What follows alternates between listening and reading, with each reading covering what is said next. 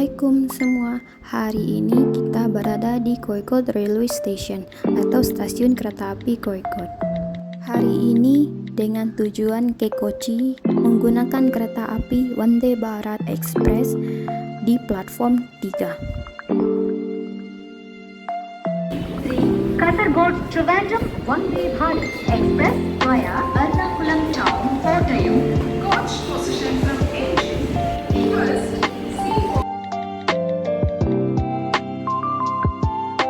Alhamdulillah kereta apinya tiba sesuai dengan jadwal kedatangan. Kereta api Vande Bharat Express merupakan kereta api cepat pertama di Kerala. Kereta api ini diresmikan pada tanggal 25 April 2023 oleh Prime Minister India dan resmi beroperasi pada tanggal 26 April 2023. Fasilitas di dalam kereta api sangat bagus, nyaman, dan juga bersih.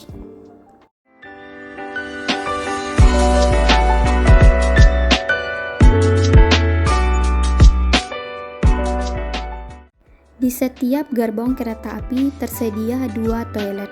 Yang pertama dengan kloset duduk dan satunya lagi dengan kloset jongkok. Dan fasilitas di dalamnya tersedia sabun untuk cuci tangan, kemudian air dan pengering tangan. 1, 2, 3, 4.